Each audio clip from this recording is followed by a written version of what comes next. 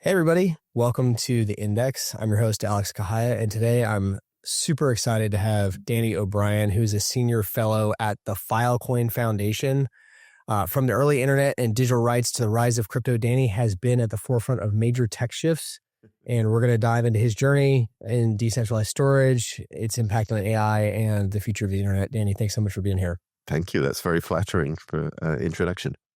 So I was doing some digging, and I have to shout out to Shawnee, my producer, for putting together a really great set of resources on you, so I could really quickly dive in. But I got very excited because I can. Were you stalking? Did you get into the stalking mode? Okay, I know that feeling where you're going, wait, yeah, we've just got to clear. You're into open source, and this is like a huge part of. I can tell that you're really into open source and like the future of the internet, and this is a free part software and open source. Yes, that's how old I go. Yeah, I know. Before it was open source. Yep.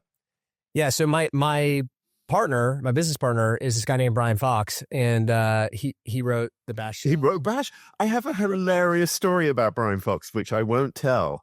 But I do know Brian. You know Brian, and then you were like getting into this story, and not necessarily just about Brian, but like you were like. So my curse is that I like. So I really feel that the best way to understand technology, and this comes from me being a journalist in the olden days, is through the humanity of the technology. And so what that boils down to is that like I really feel like some of the most mysterious parts about the evolution of tech, including Web3, but also the early internet, comes from gossip. Because like it's really, I mean, it's not a great man kind of idea of history. It's just that like those tiny factors, like what would have happened if, somebody had worked out who Satoshi was, what would have happened if Brian, your co-partner, hadn't been in Boston at the particular moment. For those of you who don't know, Brian was like basically a genius programmer teenager who offered to write a bunch of software for free, right? Core software that everybody uses now. And, that's basically the story of open source, is like Brian was literally there at the beginning. That software that they all went, why don't we just give this to people for free? That will be much more effective, is the thing that means you do not have to pay to see the source code of all the core things. So those kind of moments and those kind of personalities and their decisions, I think, have a much bigger influence on the entire digital environment that you live in right now. So the upside of that is I tell good stories. The bad side is that maybe I don't have like some abstract kind of vision of tech as some people do. Well, but I think those stories in the origin of the internet, and especially the open source movement and free software, are super important to remember. And it's something I've been thinking about a lot. I was literally just on the phone with Brian yesterday because I started reading The Cathedral and the Bazaar. Right. And he's the one who told me to check it out. Yeah. And I have this itch. I'm like an audiobook guy. I'm not really a great reader. Sure. I'm like the learning challenged kid who can't spell and like can't sit still. So yeah. And the book is that's what many of the great founders. So don't worry about that. Yeah. Yeah. So like I was like, I wish there was an audiobook. And then I'm like, oh, this is on the OPL license and there's no audiobook. I'm a podcaster. Maybe I'll just like read the book into my mic and like have conversations with people about it. You should. And I think there's a bit of a renaissance right now. I've seen a couple of people sort of approach me tangentially, or, I've seen flying past going, I really want to speak to some of those original people. And I think there's a little bit of an implication with that like before they die. But I think this is actually more about like as the window of people's sort of experience, right? So when did you get into this space, into sort of Web3 and crypto? Just roughly, like what year? Me? Yeah. 2016. So I had been, Brian kind of like literally met me at a coffee shop like 2 years before that. So I had no idea who he was. And then he brought me in 2016 when he started Orchid. Right. So you have this experience that dates from 2016, right? So there's all of this stuff that's almost kind of fixed, it's like, oh yeah, this has always been this way, right? And then everything after this, I know how tentative it is, how, we're just trying to predict what's happening. and depending on where you are, you have a completely different vision of what is possible, what is arbitrary. And I think after a while you begin to realize, oh, there's this stuff that I just took as read that actually, has some bearing. And also I can reinvent, right? I think that's the most important thing for me, is that the people who created and pioneered free software and open source were building on the shoulders, of others, but they were also kind of going, screw it, we're going to do this from scratch. Like we've got that sort of, not arrogance, but that kind of, we're going to do this fresh. I think sometimes people, because it's almost 55 years of the internet now. And so it makes sense to go back to the early principles and go, did we achieve that? Did we do what we wanted to? And if we didn't, let's go back and try these things again and see if we can take it down a different route. We started this company, ABK Labs, and I was working at the Solana Foundation for like 3.5 years, and I was kind of getting the itch to start another company. And the one thing I had some ideas and like products and things we could do that would be useful, but the one thing like high level I wanted to do was find a bunch of really talented engineers and build useful open source software. Right. Right. And we boiled that down to like a singular why, which is just build together. Right. Like we believe open source software is the purest form of innovation, and we're just going to build cool shit together that's useful. Yeah. And that's us as a group, but it's also like a movement of other people that we're trying to pull together to just hack. And I'm when I started reading The Cathedral and the Bazaar, I realized that this has already been done. Yeah. Like people built this culture back in the 80s and like 70s and 80s, like kind of when it really started to take off, around like Brian's time. And that the things we're doing, building for each other, just building like these things from scratch, like you were saying again, it's a normal process that has like already happened. I don't know. I find like a lot of comfort in that, and that like we know how to do this, and that like if you just build good, useful open source tools together, they might end up on Mars someday, like Bash. So Bash powers the quadcopter on Mars. Right. Like, that's the kind of legacy I want to leave to the world. Right. I don't care about the money. I don't care about fame. I care about like software running on Mars. And that's fucking cool. And, I think one of the things is it's all, that DNA is built into all of these tools.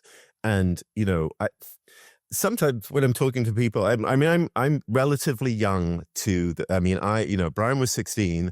I was probably a similar age, right? But like somebody like Eric Raymond, who's the author of Cathedral and the Bazaar, I think they're like, 10, 15 years older than us, right? Mm-hmm. So we benefited from a lot of that work, and then kind of swung into it.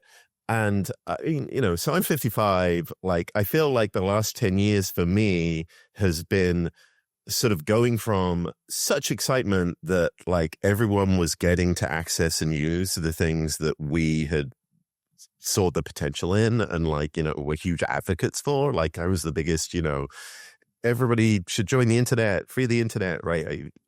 And then sort of watching it like go off kilter and really not know what to do about that, right? Like because it just slowly dawns on you, and you sort of go from feeling a little bit ridiculous when people are going, oh, there's this great new service called Facebook, and you're kind of going, I don't have a good feeling about this, but I can't really, yeah, sure, why not? Like, to going, oh, people really, like I say, people coming in, in 2020 say, are like, well, I use GitHub. I have like a big thing that generates JavaScript for me. Like I'm a web front developer. Everything is open source. But I don't feel empowered in any way, right? I don't see, it's just sort of there and I'm supposed to use it. But I don't have that sense that you have where you're going, wait, I could just do something and have people use it. You're like, well, I guess this is my job now to be, a developer. And that's so tragic, right? Because it's almost like you somehow they've made a prison out of lockpicks. You know, it's like the bars, you're seeing going, literally, these bars are supposed to free you. And that's a huge abstract metaphor, but it's like one of those things that I see in Web 2 and I see in Web 3 as well, right? Where you kind of people go, well, I guess, we need to, get this regulation, or, I'm working on this thing and I got to make my money or whatever. And you're going, the money comes out of building the system that everybody feels and is empowered by, right? You can live off the scraps from that. And that's a non-zero sum game, right? If everybody's benefiting, you will not only benefit to a greater or lesser extent, like you're not going to be a gazillionaire, but you're not going to starve. And you'll feel so much better because you will feel like you're changing the world, and the people you give these things to aren't going to be sitting there going, oh, am I going to be rug pulled? Like, am I, is this a trap? Like, are you tricking me? You go, no, it's free. You can take it. Well, and this is the kind of like person that I've been trying to surround myself with. Like when we start recruiting engineers to the company, or like people I just like spend time with, right? Like people who really believe in, like, why do they get out of bed in the morning? What gets you out of bed in the morning? Is it a job, or is it the legacy, or like the impact you're going to have? And to me, the best impact I can have on the world is open source software. And I'm not even an engineer. Right. I'm not an engineer. No, I write code. It's a whole philosophy of all of these things. Like, I'm a terrible programmer, right? But, I was talking, it was just a funny story about, like, we were talking about how shocked people are often when they realize that they can edit Wikipedia. And my friend Steph Magdalensky, who's also, an old guard person, was doing some work in Wikipedia's original office, which was in Florida, I believe. And, it was 10 people there, and they had a support line, he told me. And the support line was, if something was wrong on Wikipedia, then you would call this phone number. And so they would pick it up, and, it was fairly early days. And like he said, every, fourth phone call was they picking up going, yes, no, it's supposed to work like that. Yeah, no, I know, you can edit anything. No, it's not a security problem. Yeah. That's how it works. Like, you haven't been hacked. And getting people over, there's an edit button. Well, yeah, but like getting people over that idea, it's the same with any kind of decentralized environment where you can see people going, is this okay? Can I do this? And you go, not only can you do it, like, not only can you build this thing without having to ask permission, it doesn't work unless your hesitancy here is the thing that makes this whole thing more fragile, right? Mm-hmm. So you enter into this world of like, oh, can I run a node? And you go, actually, it would be really good if you could run a node, right? Like, well, okay, but like, do I have to sign anything to do that? No, please, more. We've got to make the network more decentralized. We've got to make it more resilient. So, and going back to your thing about like surrounding yourself with the people, I mean, one of the things I really like about living in the Filecoin extended cinematic universe, like this sprawling ecosystem, like lots of ecosystems, like the Solana ecosystem, right? Is that Juan Bennett, who is the founder, is like 1 foot in this old world, 1 foot in the new. And so he bridges that. And like a lot of the nudging that we do, like when I joined, you have to sign the contract or whatever. And they went, oh, there's an IP contract, there's an intellectual property contract. And if you're an engineer, you will know that like usually that kind of says anything you do is ours. And there's always sort of scary bits where it's sometimes they're like, even if you're doing it like at night, right? Like when you're not at work. Yeah. And I was like, oh shit, I'm kind of, no, maybe this is where I'm going to have to turn down this job. And they were like, no, I think you'll like it. And in the contract, it says, it's all your own work, but all we ask is that everything you do has to be licensed under an open source license. Yeah. And do you get the copyright, or do they get the copyright? That's a good question. I think I get the copyright, I think. So Yeah, I mean, certainly I haven't had that to would be sign in line with the CLA, intent. but I just remember going, oh, is this where I'm not going to get this job because I'm going to have to, or decide whether my principles are more important than my paycheck? And then it was like, oh no, this is totally in accord with my principles. I love hearing that, because I've started like refusing to sign anything that has IP agreements like that in it. Like even with our customers, like I'm like, I can't sign this because we only build open source software. And it's so funny because there was a brief period where you no longer had to explain that, because the founders of Google and people like that were from that ilk, right? And it went from people going, are you insane? Everybody does this, to, okay, yeah, I know that's what you hippies do. We still want to work with you. I guess that's just what they do in crunchy California. To it all creeping back again. And then me. So I spent like the last, from 2005 to 2020, I guess, doing more on the activism side, right? Fighting and defending for these things. So that arc I came in when it was weird, and then it became cool. And then when I rejoined kind of the world, I was like, oh, it's like the beginning of Lord of the Rings. Like some things that should not have been forgotten were like forgotten. And I'm going, oh, you're doing this again? And like people are like, yeah, why wouldn't we? And you go, because it doesn't work. And everything you use is built on this alternative way. So I was just looking up while you were talking. I was listening, but I wanted to check back on, like, make sure I got the title correct. You're a senior fellow at Filecoin Foundation and the Filecoin, what is this thing called? Filecoin Foundation for Decentralized Web. Yeah. So it's like, what is your role? What does that mean? Can you tell us? Senior fellow, that? It's Latin for old man.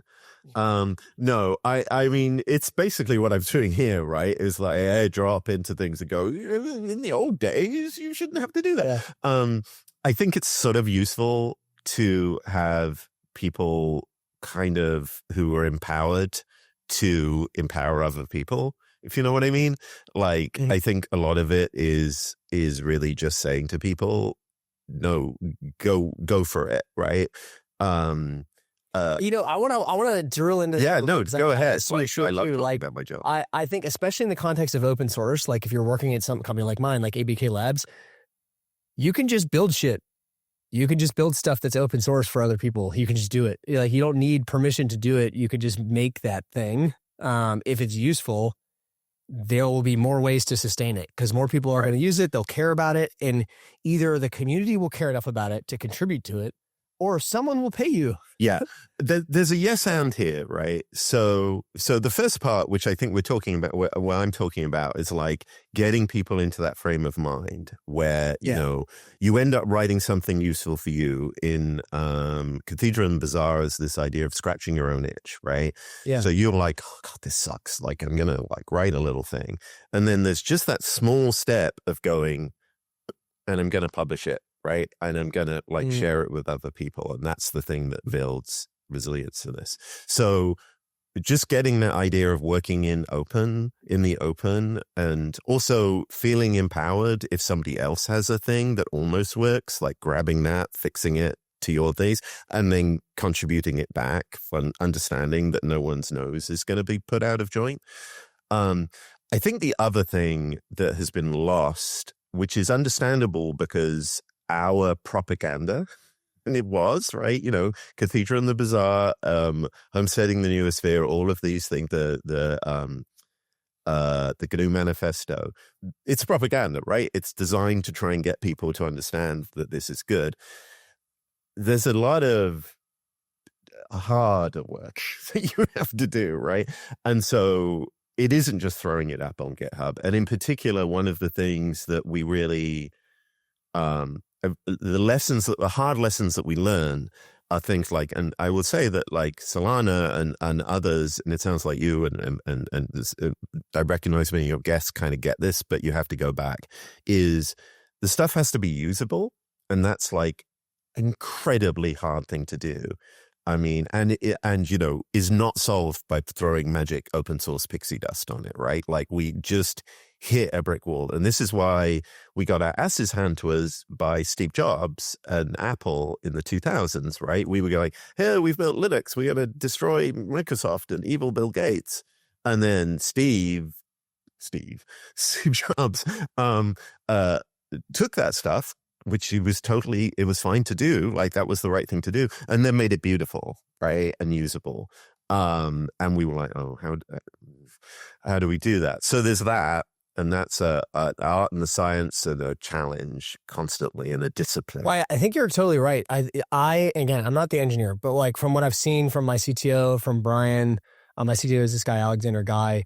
What I've learned from talking to those guys and seeing them ship is, it's really actually building open source can be harder in a way because you can't just slap the solution together and hand it out. Like you can do that as an example, but if you're going to get like a tool that other people can use, right, your standards actually need to be kind of higher. Like you have to run this thing as an open source project, and there's a different like it's very easy to be open source in the sense that you slap a license on it and publish a repo. Right. But making it usable, like you're saying, is a very important piece of it that like people always think about. Yeah. So there's a little there's a little thing that can get lost, right? Which is that if you imagine a world where mostly you're not throwing things on GitHub, right? Like you're just writing your code and you keep it somewhere yourself, right? As was 99% of code in the early days, right? And then you go, okay, I've got to put this on. I'm going to publish this as open source. You take pride in that, right? So you just go, oh God, I can't show people my shitty code, right? It's full of hacks, and all proprietary code looks like that because it's like the carpet under the bed, right? Nobody looks at it, so it's all messy. So there is a good impetus to do that. But the downside is the easier it has become to make things open source and available, the less people feel, oh, it has to be perfect, which is good in many ways, right? But I think it's led people the other way. The second one, though, is sort of connected, which is maintainability, right? So, and I will wrench this back to talking about Filecoin, right? So, usability, Stefan Magdalinsky, the man who was in Wikipedia HQ, runs the foundation's usability unit, right? Where we go to engineers, test stuff, dog food it, and go, this is great, but like you haven't mentioned what you do on the front page web.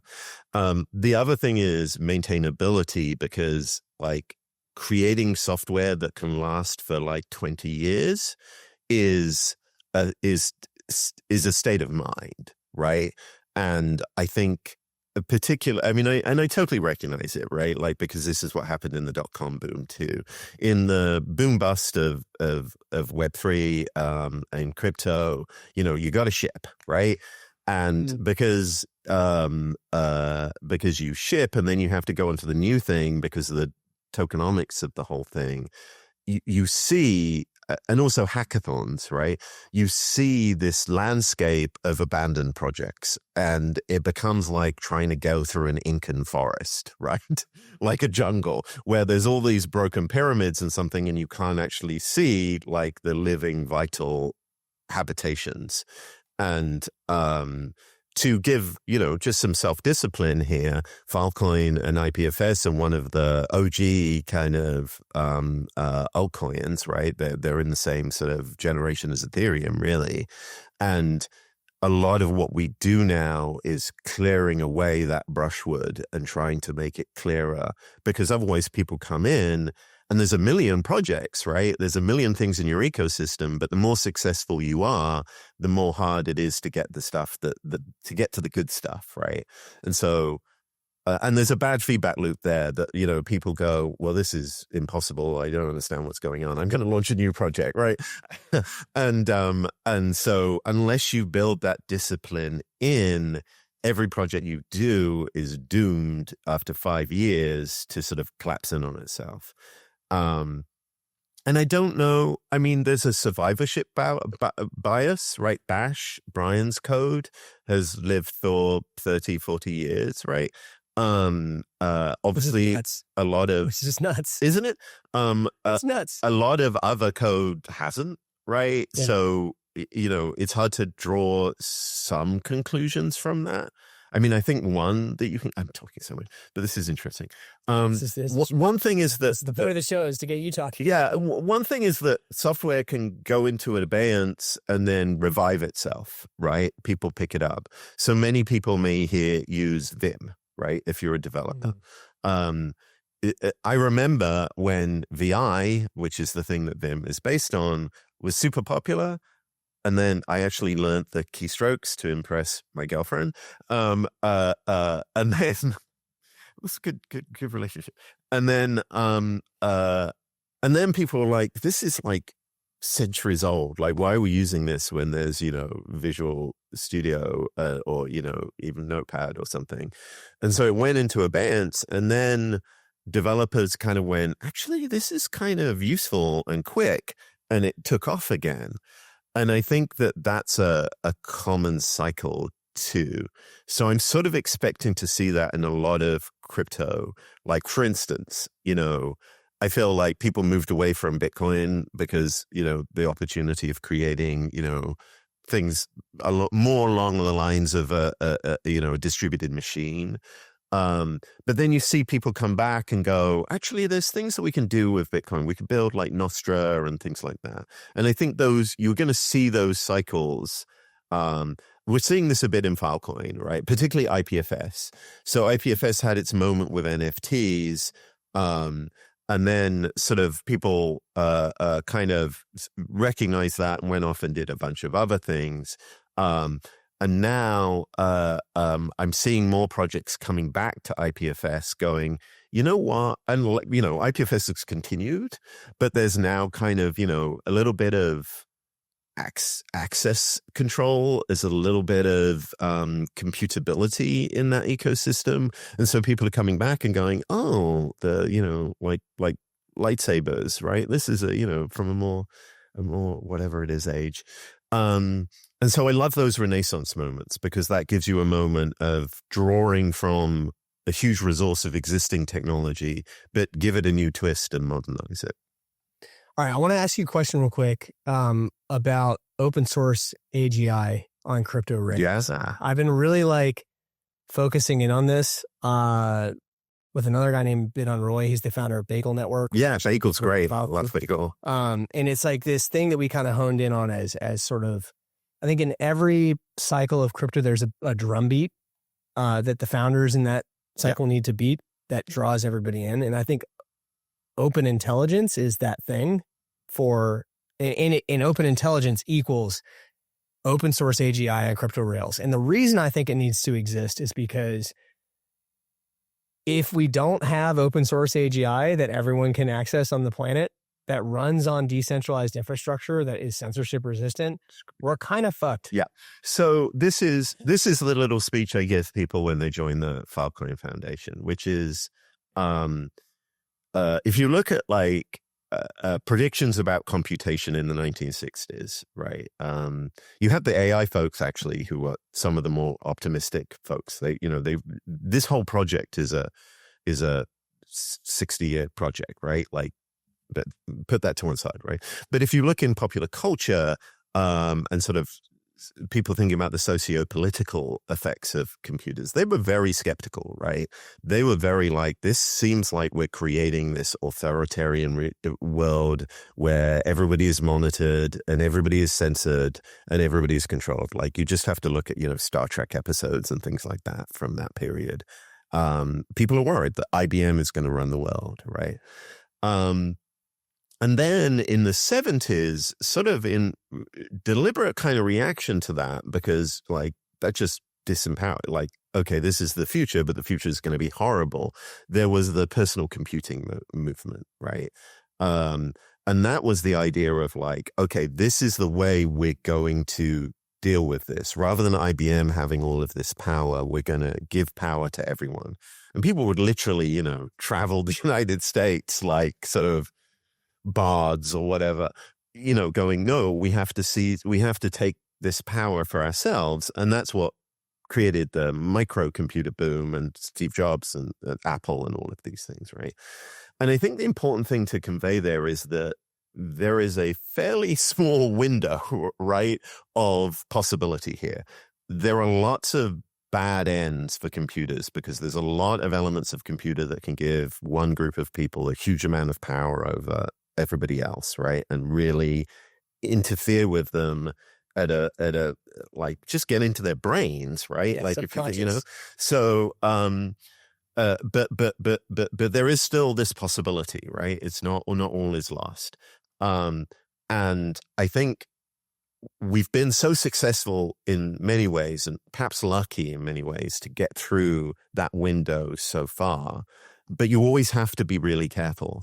And with AI, like I say, that is the culmination of a lot of this project. So Richard Stallman, who Brian worked for, who created the free software movement, worked in the MIT AI lab, right? All of these key figures worked on AI. Warren Bennett, who founded Filecoin, had to make a decision about crypto or AI when he was at university. And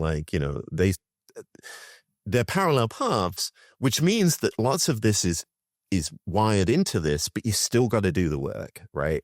And I remember that memo, in the early days of ChatGPT, where there was an internal memo at Google, where Google's running around with their hair on fire, going, what are we going to do? Panicked. And somebody wrote a memo going, well, open source, free weights will ultimately win.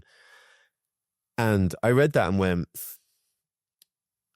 yes, but you can't just go, it'll all pass, it will be fine. You have to do the work, because if you have to drive that forward. Yeah, you got to drive that forward. You got to build community around it. You have to invest in it. You got to put your money where after this. I wish Google would do it, but I don't think that's how it's going to happen. So Google, I think Google absolutely had that in their initial DNA, but the more if you don't think about that every morning when you get up, you just end up and you're just, doing your work and, you forget. Become a business. That the world is a factory for producing search engine results, right? And I get it. But I think this is why I'm so excited about the work that I'm doing and the work that you're doing and the work that a lot of people are doing in this space is I think that hacker culture is still alive. I just think we kind of need a reminder of what that is. Totally. And the fact that we have open intelligence, for me, that's a drum beat that I'm starting to beat. I'm beating that drum. But over here at my company, we're just building stuff together that's useful for the future of open intelligence. But there's small tools. It's sometimes it's really hard to see when you're working on these smaller projects that it's going to take you to Mars, metaphorically, right? Like Valhalla, whatever, right. Wherever it is. But it's going to get us there. But you do need leaders to beat the drum in a decentralized fashion, like in an open source community, just like how we started this thing how it was started back in the 80s. What we were talking about is how important it is, this open intelligence, building a movement around this and resurfacing the hacker culture. And the thing that I wanted to stress with you that I've learned from you, from Brian, from other people who were there, in the early days, is a few people hacking, building tools for each other, made that movement. Yeah, absolutely. And so as small as you might feel listening to this show, working on the little tool that you're hacking on, we're so early and it's so important. And you just kind of gotta keep shipping. It's always early. I swear to God, like I said, I was younger than a lot of these folks, and I came in. I was like, well, I guess I'm too late. The glory days have gone, and it was 1997, right? And it's all you're always early. The instinct of there's how do I succeed, right? There's am I just doing this and it's just going into the wind, right? And there's always a sense, part of being part of a great movement is, a direction for the future is you feel like there are millions of people, right? And, who am I? I'm an ant. I think that you have to separate the idea of, how am I going to be big and famous and successful from just keeping on a sort of straight line. I can't give any magical hints for, knowing when you're on that line or off it. I often think of a phrase that I think Rudy Rucker, who's a science fiction author who documented in science fiction a lot of the sort of early Silicon Valley, called The Great Work. So the great work is harkening back to when women and everybody came together to build cathedrals in the Middle Ages, right? And the cathedral would take, strangely harkening to the cathedral in the bazaar, but the cathedral would take hundreds of years, right, to build, and everybody is making these little parts of it, right? Everybody has these little skills, but somehow everybody has like this bigger model in mind. And so it's really important to understand what that model, what you're contributing to, what that bigger thing is. And sometimes it's your company, right? But I think it's to make your company or your startup or whatever succeed, particularly in an open ecosystem, a decentralized ecosystem, you also have to think about, okay, what is the bigger picture here? So, with this, let me just be very kind of come from this incredibly abstract to this incredibly detailed thing. So, Filecoin is decentralized storage, right? It is engineered to do that. Often people are like, okay, so if it's a choice between Amazon and Filecoin, and Amazon S3 and Filecoin, like, tell me how you choose, and you can do the stuff. It's cheaper, yada yada yada, right? But it's also admittedly, at first glance, more complicated because people are used to Amazon now. The key part of it is, and this is not everybody, but the key part of it for me and for people watching this is you've got to have a decentralized stack, right? You've got to have everything has to be decentralized, because the moment you have like a centralized thing, that becomes the single point of failure, right? It permeates everything else.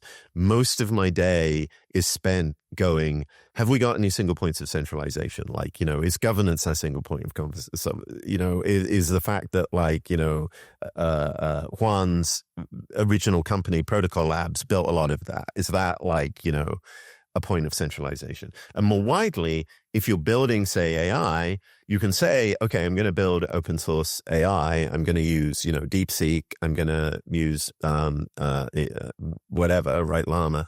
You've got to think about everything else, right? You got to think about decentralized computation. You got to think about decentralized storage, right? You've got to think about decentralized access control. Let me tell you, the hardest thing I have is people go, oh yeah, and you'll just log in, and I'll go, this is private information or whatever. We want to keep this data private. So we'll just have access control. And I go, okay, how will you log in? And they'll go, oh, Google login, or, with my GitHub account. You go, no. What does it look like to not have a list that is controlled by another person? And the answer is, just because I think this is the important thing to get to people, is things like UCAN, or UCAN, which is a capability-based model for this. And you can go into another rat hole to like explore that. I won't bother. But it's a little bit more complicated, but it will blow your mind, right? And then you will go, in the same way as the blockchain, as the Bitcoin paper blew my mind eventually, you go, oh, we can do this now. We can make something that doesn't depend on a central power.